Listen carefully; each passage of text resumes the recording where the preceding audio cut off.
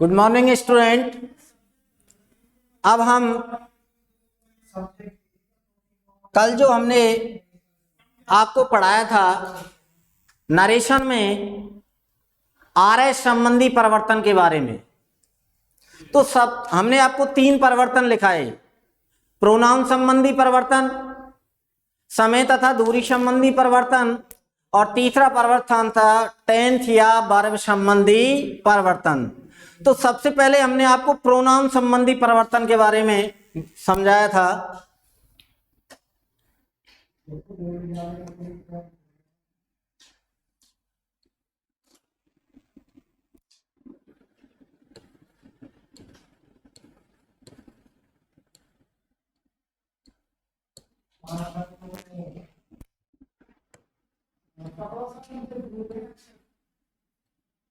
Pronoun संबंधी परिवर्तन।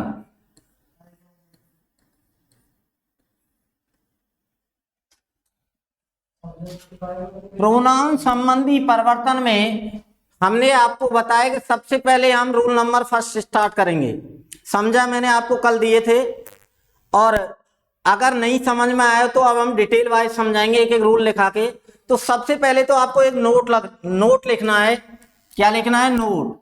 वैसे एंड में लिखा जाता है पर मैं सबसे पहले लिखा रहा हूं आपको, तो लिखें इसको।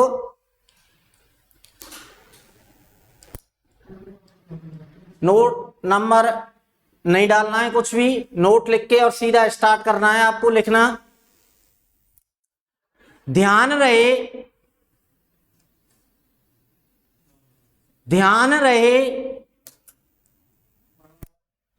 किसी भी प्रोनाउन को नियम अनुसार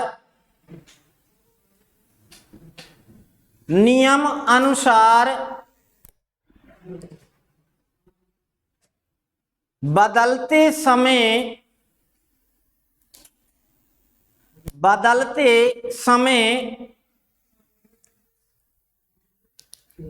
दिए गए प्रोनाउन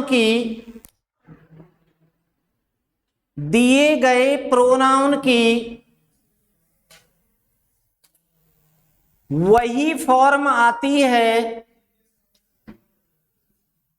दिए गए प्रोनाउन की वही फॉर्म आती है जो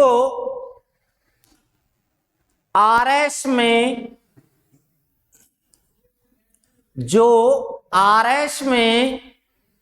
विद्यमान है।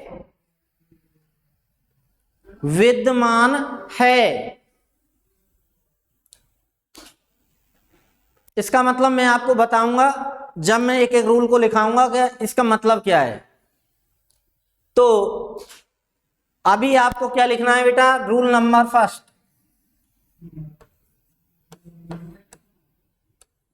रूल नंबर फर्स्ट अंडरलाइन करें और लिखना चालू करें। रूल नंबर फर्स्ट,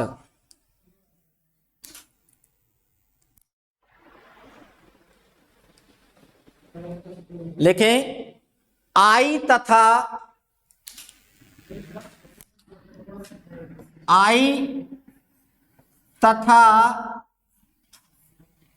वी, आई तथा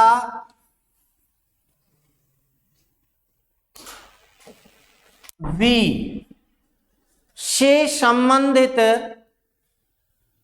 आई तथा वी से संबंधित प्रोनाउन को, आई तथा वी से संबंधित प्रोनाउन को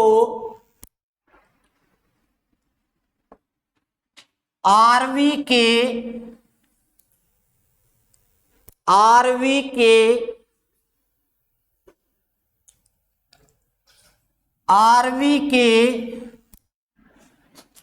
सब्जेक्ट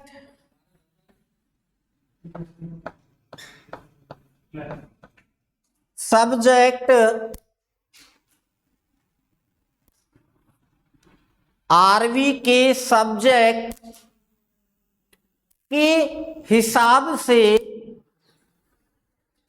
के हिसाब से बदलते हैं।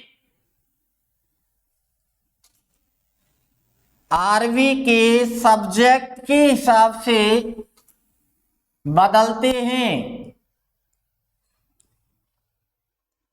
अब एग्जाम्पल लिखेंगे और तब समझेंगे हम इसको।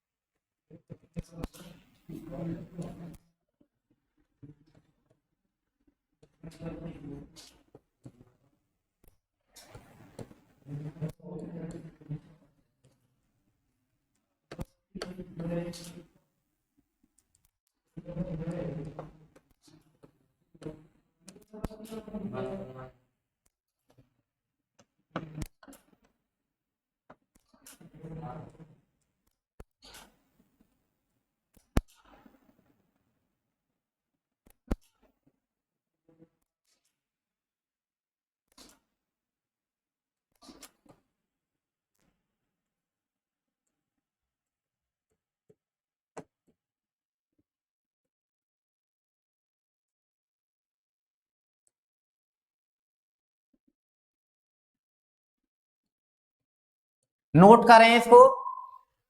Mohit said to me, I have not eaten food with your brother. Note करें एग्जाम्पल को, फिर मैं आपको समझाऊंगा।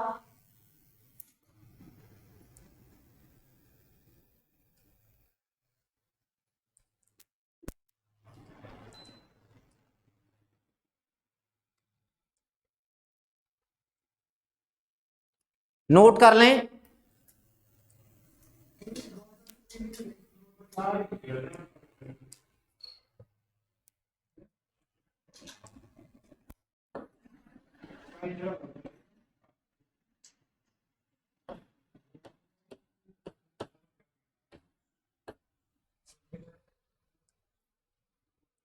नोट कर लें बेटा।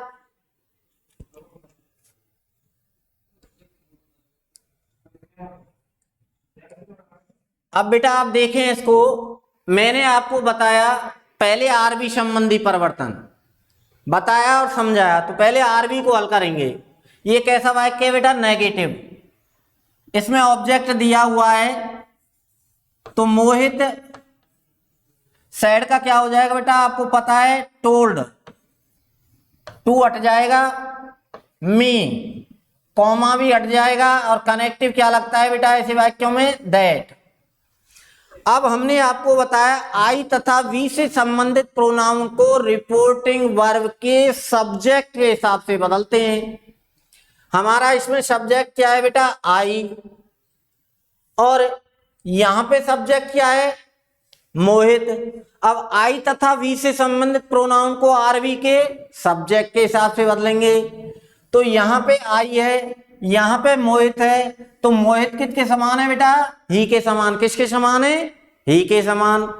तो यहां पे ये आई अपने आप की पहली फॉर्म है, और यहां पे मोहित ही के समान है, तो ही अपनी पहली फॉर्म है, इसलिए यहां पे क्या हो जाएगा बेटा? ही। अब आगे आपको ध्यान नहीं देना है कि कैसे यहां पे हैड आया, वो मैं आपको बाद में बताऊंगा। हैड नॉट ईटन फूड, केवल अभी से आपको आरबी और प्रोनाउन संबंधी परिवर्तन को समझना है। विद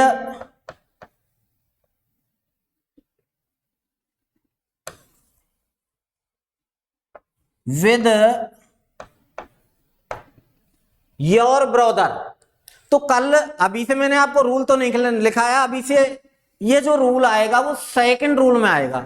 लेकिन मैंने आपको समझाया था, आपको ध्यान हो तो, कि यू से संबंधित प्रोनाउन को आरवी के ऑब्जेक्ट के हिसाब से बदलते हैं। किसके हिसाब से बेटा?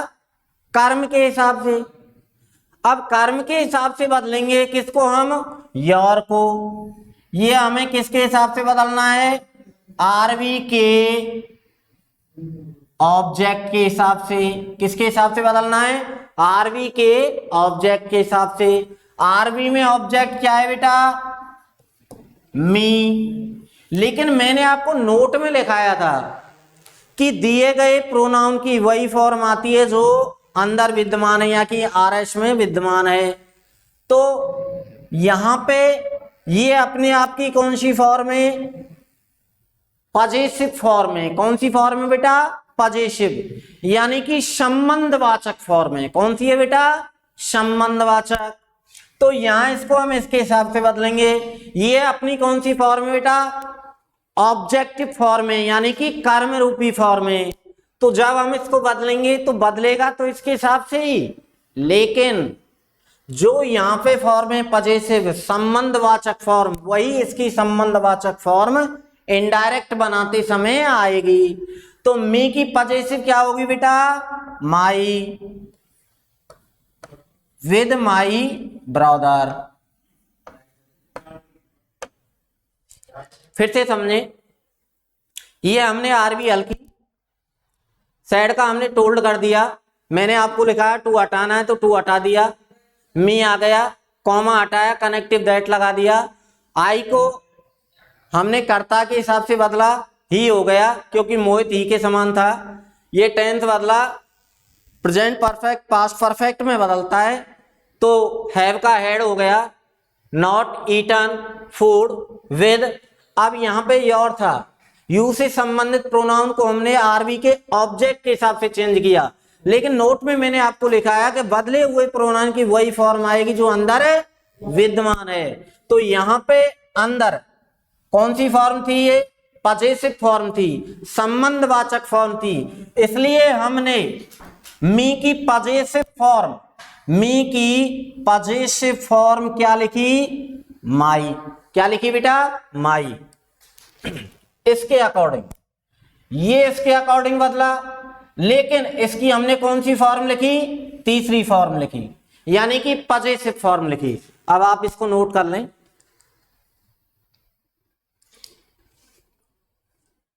और फिर भी किसी की समझ में नहीं आता है तो मैंने आपको बता ही दिया, सुबह मॉर्निंग में 8 से 10:30 आपको नंबर भी दे दिया है, कॉल कर सकते हैं और पूछ सकते हैं।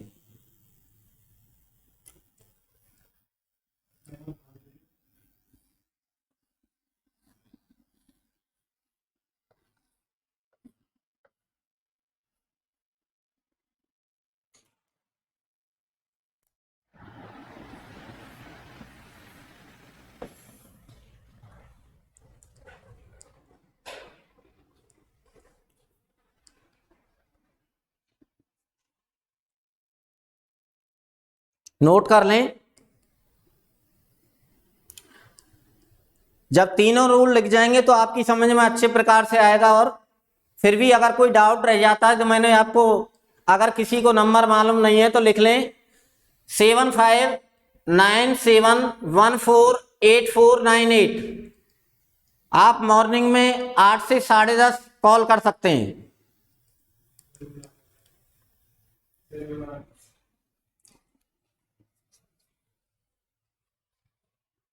शायद आपने उतार लिया होगा। अब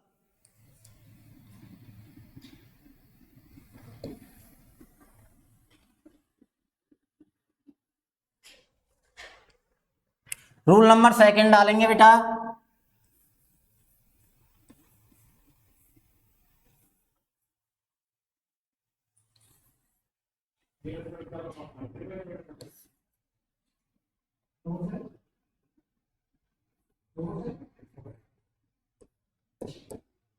रूल नंबर सेकंड,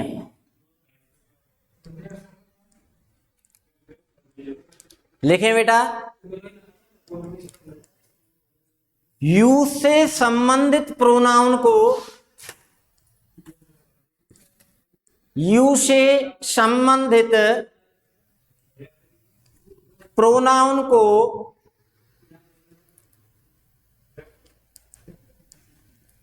यू से संबंधित प्रोनाउन को आरवी का मतलब सभी जानते हो, रिपोर्टिंग वर्ब। आरवी के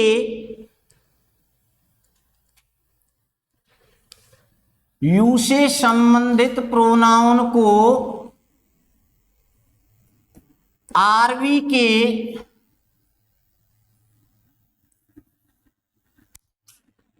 ऑब्जेक्ट के हिसाब से बदलते हैं। आरवी के ऑब्जेक्ट के हिसाब से बदलते हैं।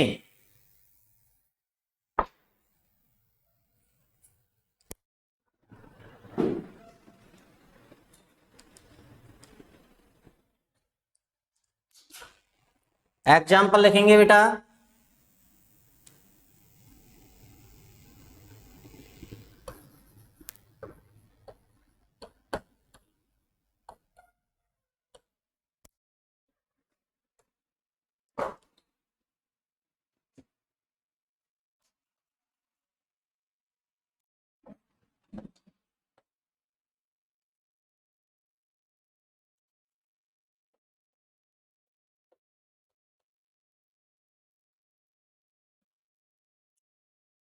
He said to me, you are teaching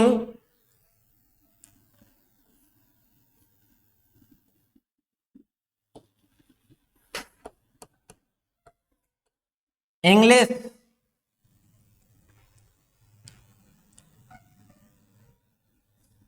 you are teaching English for me.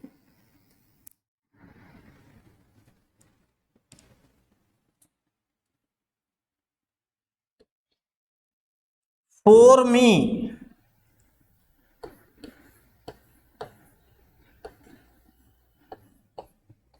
Inverted comma लगाना है बेटा।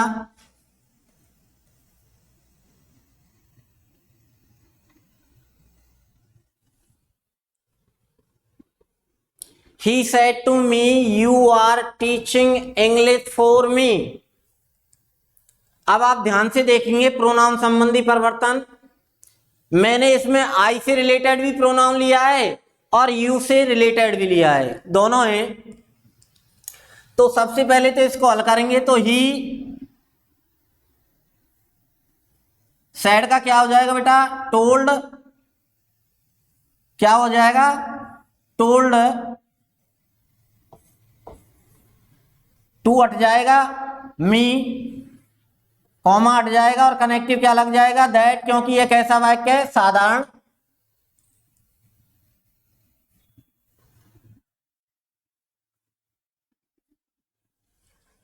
अब हमें यू से संबंधित प्रोनाउन मिला, किसके रूप में, सब्जेक्ट के रूप में। और कर्ता के रूप में प्रोनाउन की कौन सी फॉर्म आती है, पहली फॉर्म है। और यहां पे हमें इसको किसके हिसाब से बदलना है, ऑब्जेक्ट के हिसाब से। ऑब्जेक्ट क्या है बेटा, मी, ठीक है। लेकिन यहां पे जो यू है वो सब्जेक्ट के रूप में है और मी यहां पे ऑब्जेक्ट के रूप में है। तो मैंने नोट में लिखाया था कि हमें नियम अनुसार बदलते समय वही फॉर्म लिखनी है जो आरएस में या अंदर विद्यमान है।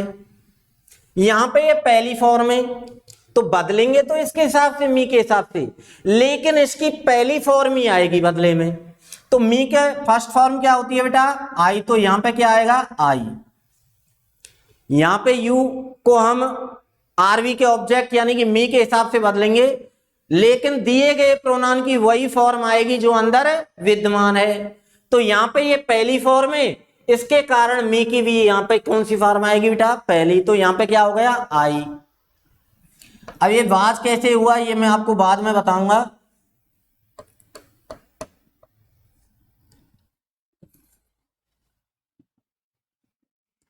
आई वॉज टीचिंग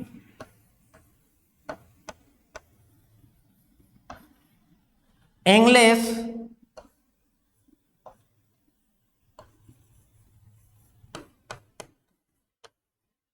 फॉर, अब हमें मी प्रोनाउन मिला, ये किससे रिलेटेड है? आई से, और आई से संबंधित, इसी वजह से लिखा था आई तथा वी से संबंधित। तो आई से संबंधित प्रोनाउन को किसके हिसाब से बदलेंगे? आरवी के सब्जेक्ट के हिसाब से। तो इसको हम किसके हिसाब से बदलेंगे? देखते रहें, ये सब्जेक्ट के हिसाब से बदलेंगे। अब यहां पे ये पहली फॉर्म है और ये ऑब्जेक्टिव फॉर्म है, नहीं कि सेकंड फॉर्म है। तो मैंने आपको नोट में लिखा है कि दिए गए प्रोनाउन की वही फॉर्म आएगी नियम अनुसार बदल के जो आरएस में यानी कि अंदर विद्यमान है। अंदर का मतलब इन्वर्टेड कोमा के अंदर। अब ये अपने आप की पहली सेकंड फॉर्म है, ऑब्जेक्ट रूपी कर्म रूपी फॉर्म है। तो इसकी यानी कि सब्जेक्ट की यानी कि आरबी के सब्जेक्ट की भी यहां पे कौन सी फॉर्म आएगी? सेकंड फॉर्म आएगी। तो क्या आएगा बेटा? For him. नोट कर लें।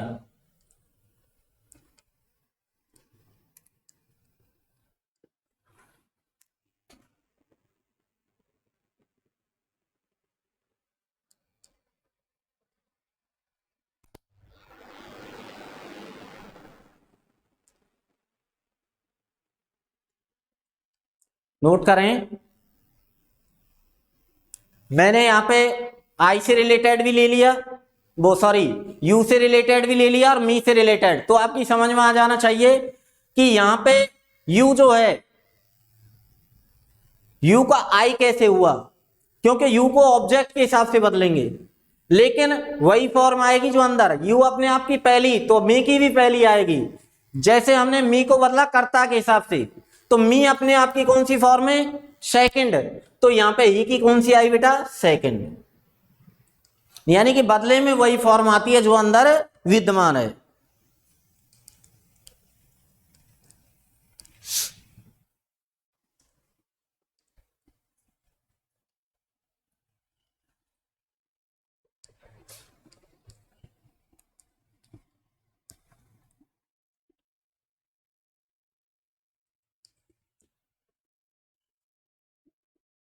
शायद आपने नोट कर लिया होगा।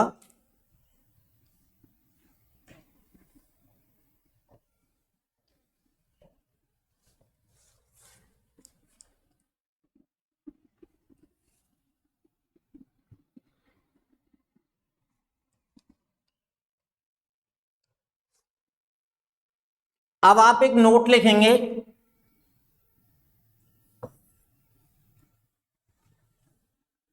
इस रूल का एक नोट है वो आपको लिखना है।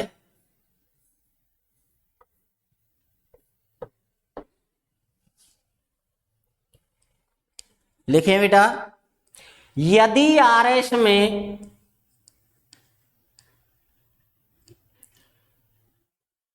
यदि आरएस में यू से संबंधित, यदि आरएस में यू से संबंधित प्रोनाउन दिया हुआ हो, यू से संबंधित प्रोनाउन दिया हुआ हो और आरवी में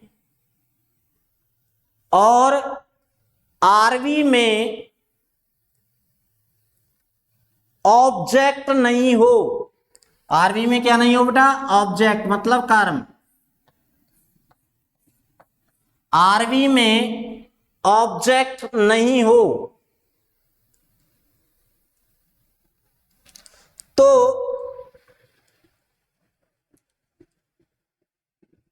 वाक्य के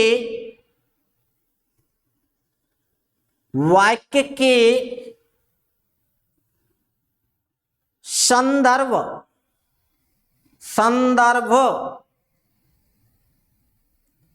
वाक्य के संदर्भ अनुसार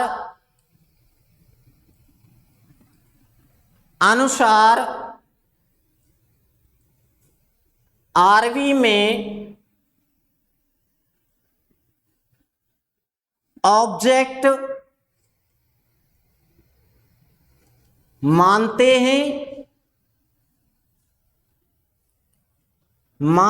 हैं और उसी के, आराम से लिखते जाएं,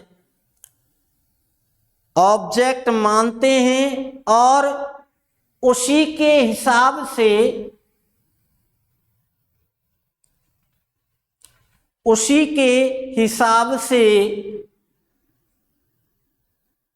यू से संबंधित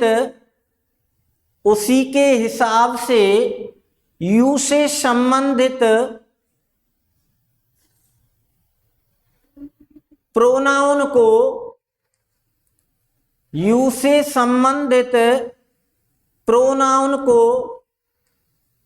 बदलते हैं।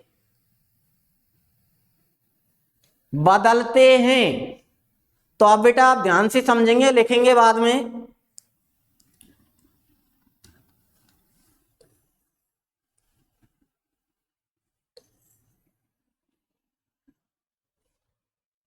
पहले समझ लें।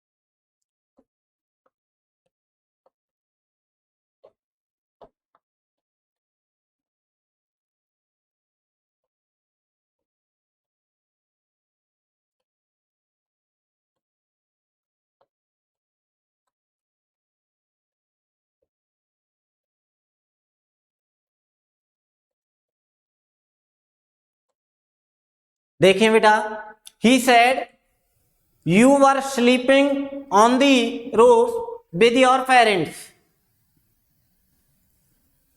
तो पहले तो आरबी को हल करेंगे, ही टोल्ड। अब आपको ध्यान देना है, कैसा वाक्य है ये, ध्यान दो कैसा वाक्य है। ये आपका अफर्मेटिव सेंटेंस है, तो यहां पे सैड का टोल्ड होगा कि नहीं होगा? आप बताएं, होगा या नहीं होगा? नहीं होगा, क्योंकि यहां पे ऑब्जेक्ट नहीं है, पहली बात। ठीक है, तो आपको ऐसे ही ध्यान रखना है। ठीक है बेटा, तो यहां पे टोल्ड नहीं होगा, समझ में आ गया? क्या होगा यहाँ पे? सैड का सैड ही रहेगा, तो ही सैड। ये बात आपकी फर्स्ट समझ में आ गई। कनेक्टिव क्या लगाएंगे बेटा? दैट। अब क्या आया? यू से रिलेटेड प्रोनाउन। हमने नियम में लिखाया कि यू से संबंधित प्रोनाउन को आरवी के ऑब्जेक्ट के हिसाब से बदलते हैं। आरवी के किसके हिसाब से बदलते हैं? ऑब्जेक्ट के हिसाब से। यहां पे तो ऑब्जेक्ट ही नहीं है, अब क्या करें?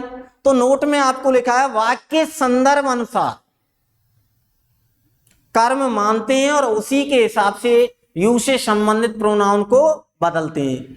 एक बार आप नोट को चेक कर लें, कहीं कोई भाषा में त्रुटि रह गई हो तो सिंपल सी बात है, हमने आपको लिखाया यदि आरएस में यू से संबंधित प्रोनाउन हो और आरवी में ऑब्जेक्ट नहीं हो तो वाक्य के संदर्भ अनुसार आरवी में ऑब्जेक्ट मानते हैं और उसी के हिसाब से यू से संबंधित प्रोनाउन को चेंज करते हैं यानी कि बदलते हैं।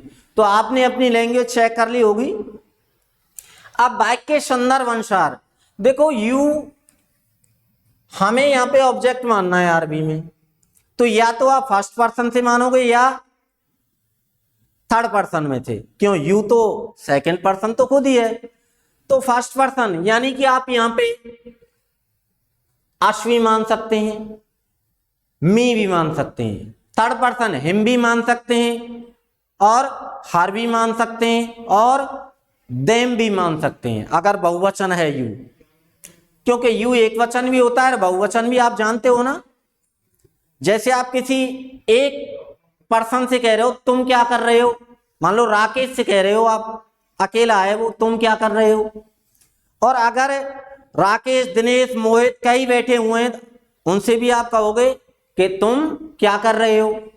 तो यू एक वचन भी होता है और बहुवचन भी होता है व्यवहारिक तौर पे, सैद्धांतिक तौर पे ये बहुवचन ही होता है। तो यहां पे हम मी भी मान सकते हैं, किस में से, फर्स्ट पर्सन में से। अश्वी मान सकते हैं थर्ड पर्सन में से, हेम, हार और देम मान सकते हैं। तो हम मानते हैं, मान लो यहां पे कर्म क्या मानते हैं, मी। अगर आप मी मान रहे हो तो यहां पे बेटा क्या हो जाएगा, आई, क्योंकि फर्स्ट के बदले में फर्स्ट फॉर्म ही आएगी। ठीक है। अगर आप यहां पे क्या मानते, हर, तो यहां पे क्या आता, सी। अगर आप मानते देम तो यहां पे क्या आता, दे। समझ रहे हो। अगर आप यहां पे मानते क्या, अश, तो यहां पे क्या आता बेटा, वी। आपकी समझ में शायद आ गया होगा। आई वर, तो यहां पे होगा आई हैड बीन। ये टेंस संबंधी परिवर्तन में आता है, मैं आपको बाद में बताऊंगा, क्योंकि अभी से बताऊंगा तो फिर खिचड़ी हो जाएगी दिमाग में। I had been sleeping,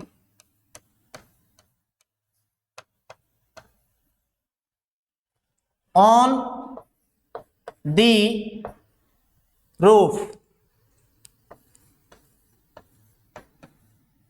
with. अब फिर हमें यू से रिलेटेड प्रोनाउन मिलेगा क्या, योर, क्योंकि आप जानते हो you, you, your, yours, your self और योर सेल्फ। अब ये योर मिला, ये आपकी पॉजिटिव फॉर्म है। अब ऐसा मत करना कि पहले तो आपने मी कर्म मान लिया है, यहां आई कर दिया, और फिर आप कहेंगे था अब तो हम देम मानेंगे। ऐसा नहीं चलेगा। एक बार जो कर्म मान लिया, यू से संबंधित प्रोनाउन कितनी भी यू से संबंधित प्रोनाउन की फॉर्म आए, आपको उसी के हिसाब से उनको परिवर्तित करना है। तो आपने मी मान लिया तो मी फिक्स हो गया कि इस वाक्य में तो भाई मी कर्म है, तो मी के हिसाब से ही पजेसिव मी की क्या है बेटा, यहां पे पजेसिव है तो पजेसिव ही आएगा। क्या होगा बेटा, माई। क्या आएगा, my, with my parents.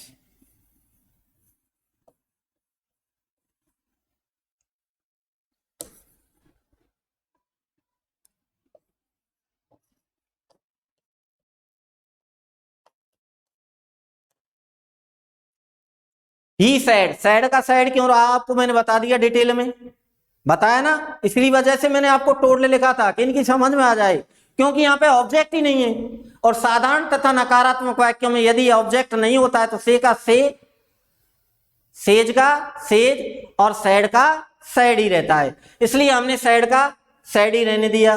Connective बेटा दैट लगाया, और उसके बाद में यू को चेंज किया, किसके हिसाब से, माने हुए वाक्य के संदर्भ अनुसार हमने अपने विवेक के हिसाब से कर्म मान लिया, क्या, मी। उसके हिसाब से हमने मी की पहली फॉर्म रखी। उसके बाद में हमें प्रोनाउन मिला योर, तो मी हमने कर्म माना, तो उसी के हिसाब से यहाँ पे पजेसिव के बदले पजेसिव, और सब्जेक्ट के बदले सब्जेक्ट, सब्जेक्ट के बदले सब्जेक्ट रूपी फॉर्म आई, और पजेसिव के बदले पजेसिव यानी कि संबंधवाचक फॉर्म आई। अब आप नोट कर लें।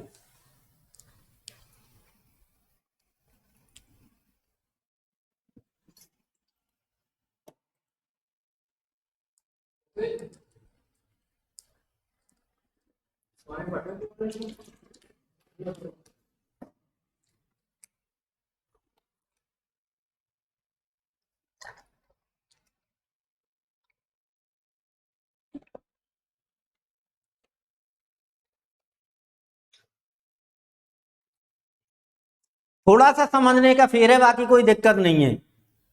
और मैंने इसी वजह से आपको नोट पहले लिखाया था बेटा, यानी कि सब्जेक्ट रूपी फॉर्म के बदले सब्जेक्ट रूपी आएगी, ऑब्जेक्ट रूपी फॉर्म के बदले ऑब्जेक्ट रूपी, पजेसिव के बदले पजेसिव, और रिफ्लेक्सिव के बदले रिफ्लेक्सिव फॉर्म।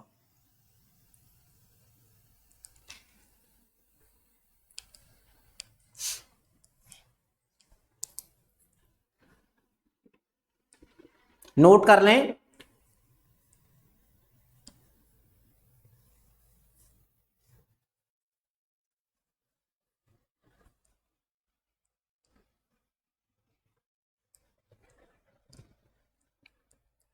आपने शायद नोट कर लिया होगा। देखो, यदि आप यहां पे अस्कर मानते बेटा, एक बार फिर से बता देता हूं, यदि आप वाक्य संदर्भ हम आप ये कह रहे हैं साहब नहीं हम तो अस्कर मानेंगे, ठीक है भाई, आप अस मान लो यहां पे। अब आपने लिख लिया, अब मैं आपको समझा रहा हूं क्या करना है। ये सही है, अब मैं समझा रहा हूं और क्या क्या कर सकते हो आप। आपने कहा कि साहब नहीं हम तो मी नहीं मानेंगे, अस्कर मानेंगे। अस मानेंगे तो बेटा यहां क्या हो जाएगा, वे, और यहां पे क्या हो जाएगा बेटा, आवर। आप ये कह रहे हो नहीं साहब हम तो फर्स्ट पर्सन में से मानेंगे ही नहीं, हम तो थर्ड पर्सन में से मानेंगे। ठीक है भैया, आपकी बात सही है, आप थर्ड में से मानो।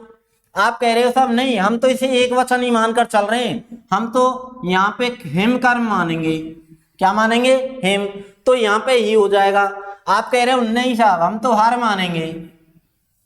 क्या मानेंगे, हर, तो यहाँ पे बेटा सी हो जाएगा। आप कह रहे हो नहीं साहब हम तो देम मानेंगे, तो मैंने टोटल आपको बता दिए हैं। देम मानेंगे तो बेटा यहाँ पे क्या हो जाएगा, दे हो जाएगा, और यहाँ पे क्या हो जाएगा, दे आर। ठीक है, अब आपकी समझ में पूरी तरह से आ गया होगा। अब मैं आगे बढ़ता हूं।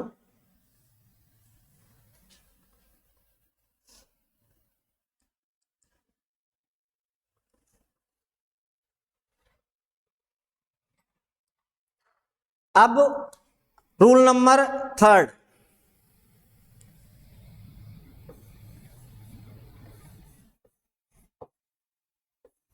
रूल नंबर 3 लिखेंगे बेटा, अंडरलाइन करेंगे और लिखेंगे।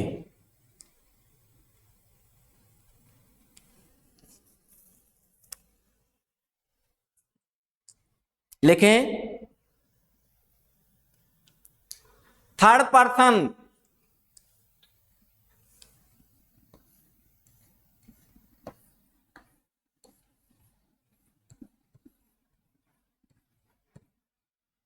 थर्ड पर्सन, यानी कि लिखते जाएं, थर्ड पर्सन यानी कि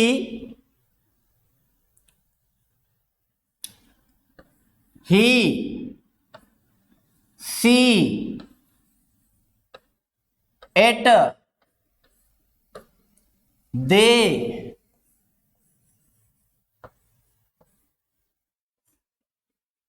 नेम। ही, सी, एट, दे और नेम।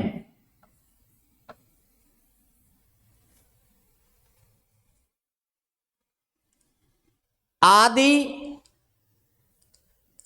से संबंधित,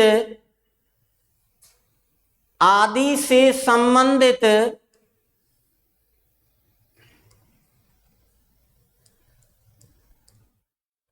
प्रोनाउन, प्रोनाउन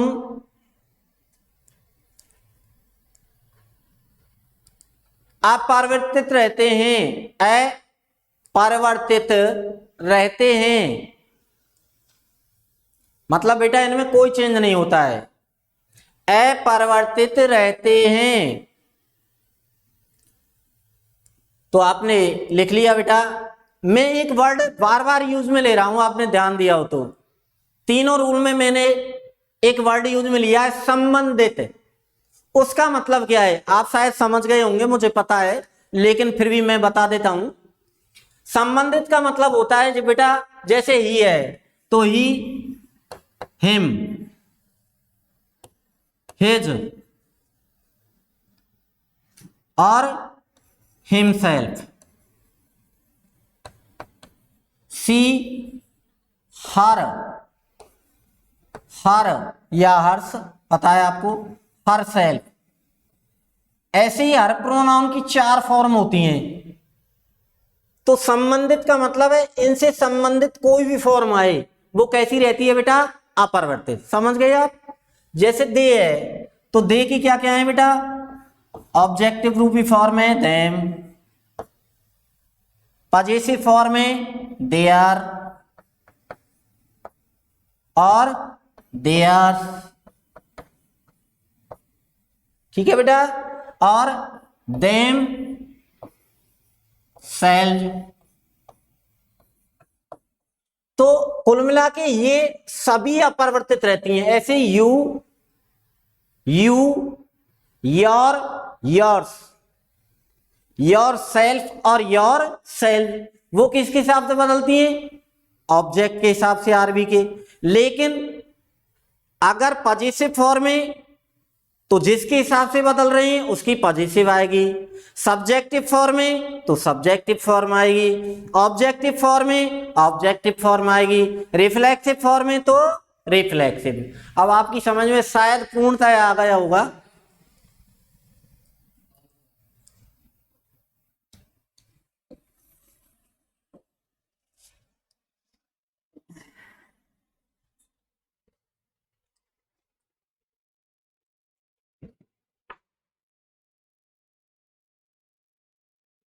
तो ये आपके कौन से परिवर्तन कराए अभी मैंने आपको, प्रोनाउन संबंधी परिवर्तन, जिसमें तीसरा क्या क्या था, थर्ड पर्सन, यानी कि ही सी इट नेम दे को कोई परिवर्तन नहीं करते हैं, यानी कि इनमें कोई परिवर्तन नहीं होता है। तो इसका एक एग्जांपल लिखेंगे बेटा,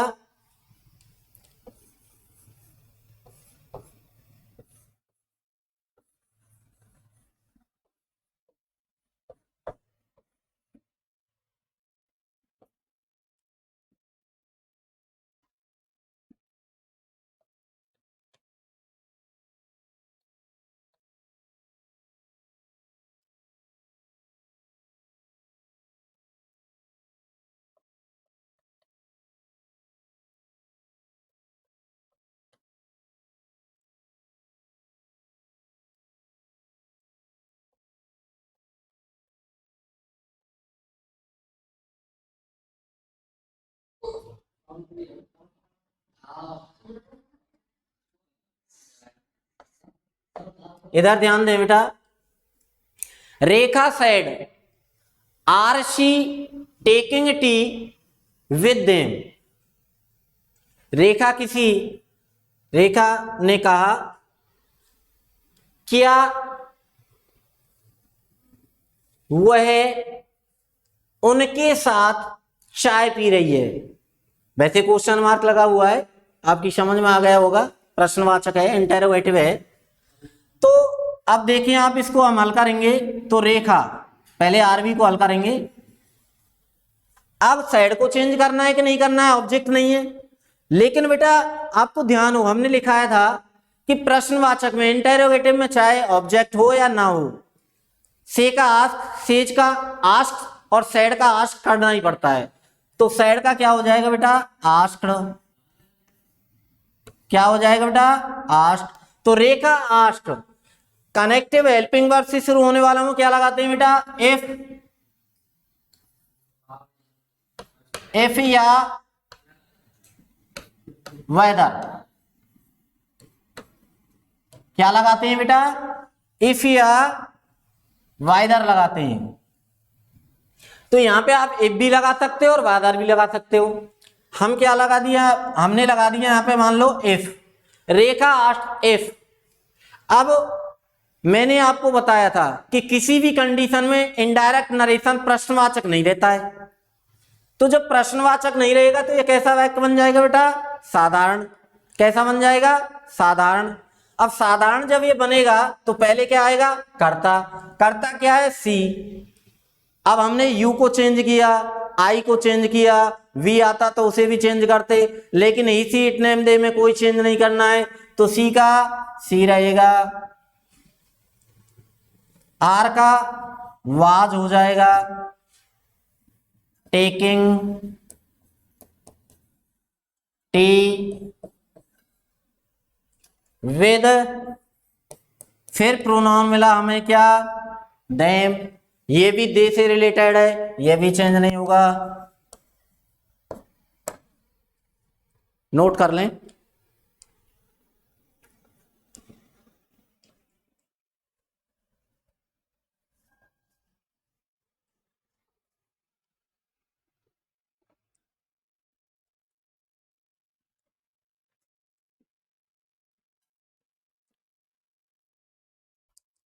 नोट कर लें बेटा।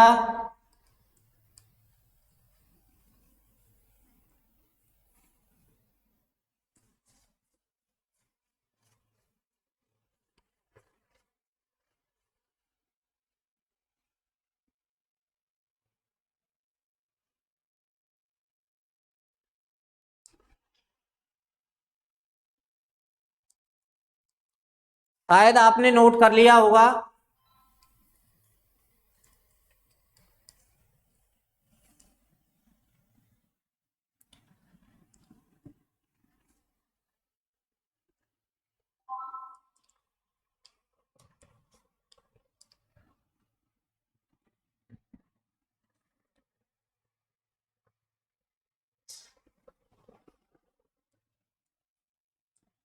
अब हम प्रोनाउन संबंधी परिवर्तन तो कंप्लीट हो गया बेटा। अब हम अगले परिवर्तन की तरफ बढ़ते हैं। आपको पता है परिवर्तन किसके चल रहे हैं, आरएस संबंधी परिवर्तन। आरएस का हमने प्रोनाउन संबंधी परिवर्तन आपको कंप्लीट करा दिया। अगला परिवर्तन है बेटा समय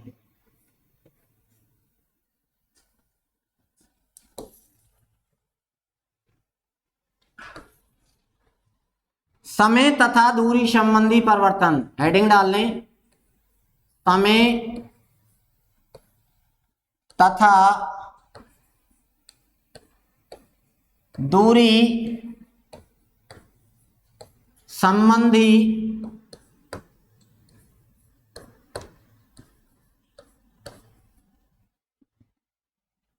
परिवर्तन।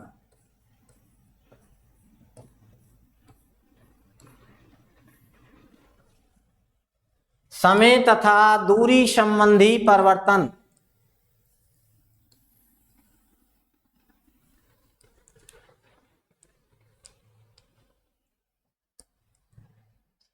इसमें बेटा बीच में इस तरह से आप लाइन खींच लेंगे, करीब 10-12 लाइन में, और लिखते जाएंगे दिस का होगा बेटा दैट। यदि आरएस में दिस आता है तो उसका दैट हो जाएगा।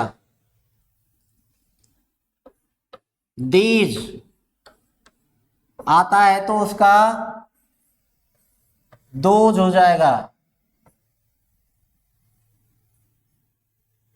नाउ NOW, देन लिखते जाएं बेटा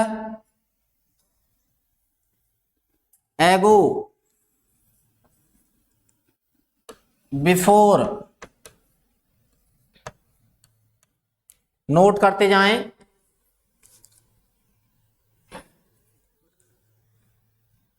बस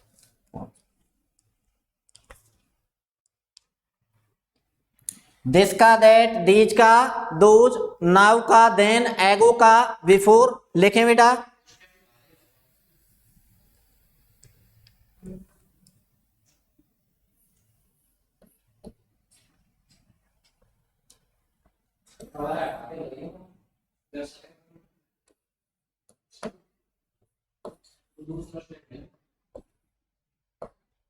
हाइदर,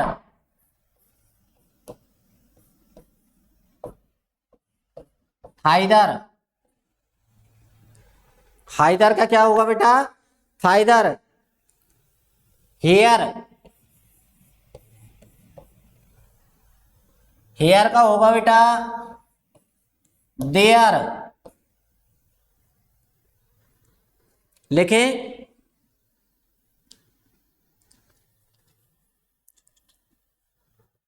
जस्ट,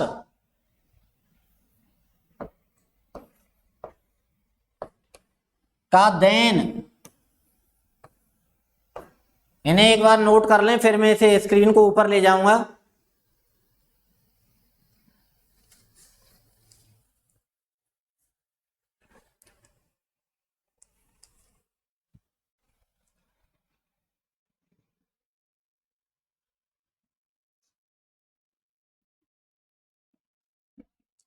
हेंस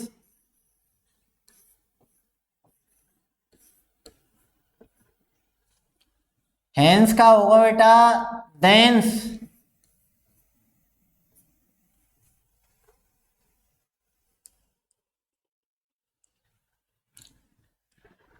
लास्ट,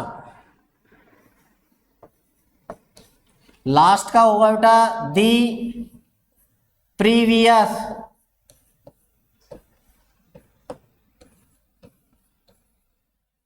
लिखते जाएं, लास्ट का the previous, next the following,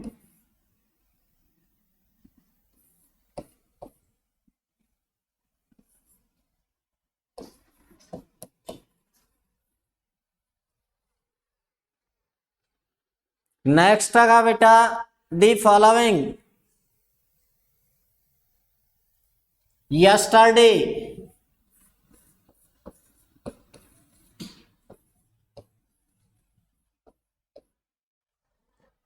the previous,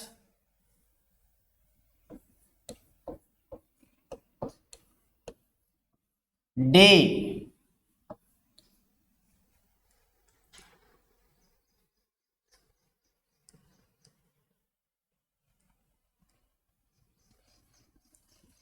इसको ध्यान से लिखें बेटा। देखो क्या है, थोड़ा सा मैं निशान लगा देता हूं क्योंकि यहां पे थोड़ा सा टेढ़ा हो गया है ये, इस तरह से। नेक्स्ट को दी फॉलोइंग में लिखना है,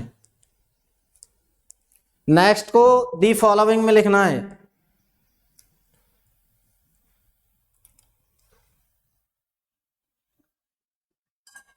टुमारो,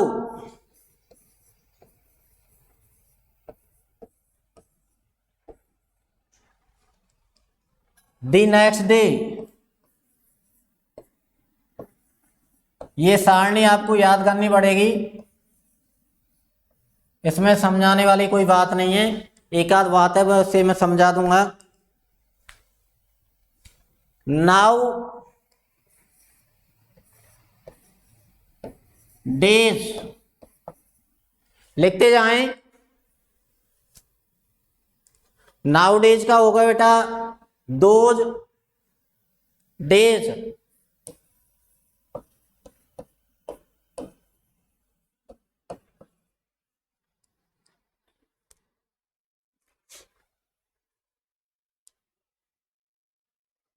एक बार नोट कर लें,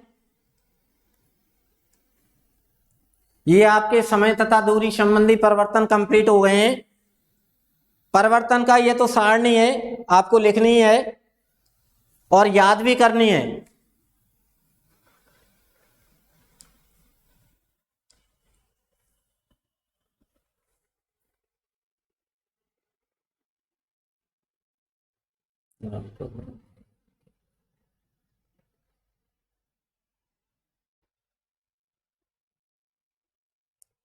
एक और रह गया इसमें, अभी मैंने चेक किया बेटा, डज,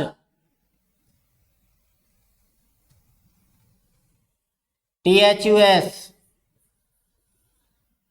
डज का होगा बेटा सो। अब आप नोट कर लें, आपकी सारणी कंप्लीट हो गई है समय तथा दूरी संबंधी परिवर्तन की।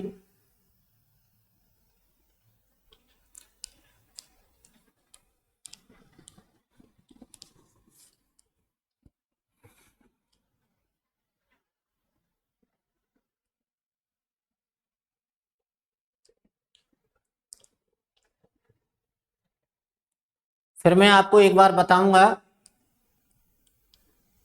और ये बेटा आपको याद ही करने पड़ेंगे। आपकी सारणी कंप्लीट है। ये यहाँ पे थोड़ा सा टेढ़ा हो गया था, मैंने आपको निशान लगा दिए इस वजह से, जिसकी आपको कोई दिक्कत ना आए। आप अपनी सारणी एक बार चेंज नहीं बेटा, चेक कर लें। दिस का दैट देखते जाएं, अपनी नोटबुक में देखें। अब दिस का क्या होगा, दैट। नोटबुक की तरफ ध्यान रखें। अब दीज का दोज, नाउ का देन, एगो का बिफोर, हाइदर का थाइदर, हियर का देयर, जस्ट का देन, हेंस का देंस। हेंस का क्या होगा बेटा, देंस। लास्ट का दी प्रीवियस, नेक्स्ट का दी फॉलोइंग, यस्टरडे का दी प्रीवियस, टुमारो का दी नेक्स्ट डे, और नाउ डेज का दोज डेज, और दज का सो। देखो बेटा इसमें समझाने वाली कोई बात नहीं है, लेकिन एक बात मैं आपको बताऊं कि जो निकल गया, और तो सभी आपको याद करने पड़ेंगे, जो निकल गया उसे दी प्रीवियस में बदल देते हैं। किसमें, दी प्रीवियस में। जैसे कि यस्टरडे निकल गया आपका और लास्ट निकल, जैसे लास्ट डे आएगा तो क्या आएगा, the previous day. Last night, the previous night. समझ रहे हो ना। Last morning, the previous morning. समझ रहे हो, लास्ट के साथ कुछ भी आए दी प्रीवियस आ जाएगा और फिर वो लिख जाएगा। यानी कि जो निकल गया वो दी प्रीवियस में, यानी कि जैसे यस्टरडे बीता हुआ कल निकल गया, दी प्रीवियस डे में चेंज हो रहा है। ठीक है बेटा। अब जो आने वाला है फ्यूचर में, वो किस में बदलेगा, नेक्स्ट में। टुमारो किस में बदला बेटा, दी नेक्स्ट डे में। किस में बदला, दी नेक्स्ट डे में। और नेक्स्ट किस में बदला, दी फॉलोइंग में। लेकिन जो नेक्स्ट किस में बदला, दी फॉलोइंग। नेक्स्ट डे आएगा तो दी फॉलोइंग डे, यानी कि नेक्स्ट अगला आने वाला किस में बदलेगा, दी फॉलोइंग में। जैसे कि नेक्स्ट नाइट, नेक्स्ट डे तो क्या हो जाएगा, the following day, the following night. Tomorrow the next day में बदल रहा है, नाउ डेज दोज डेज में, और ताज सो में। ये आपकी सारणी कंप्लीट है। और आज की क्लास हम यहीं पे समाप्त करते हैं। कल आपके टेंस या वर्ब संबंधी परिवर्तन कराएंगे और समझाएंगे। थैंक्स।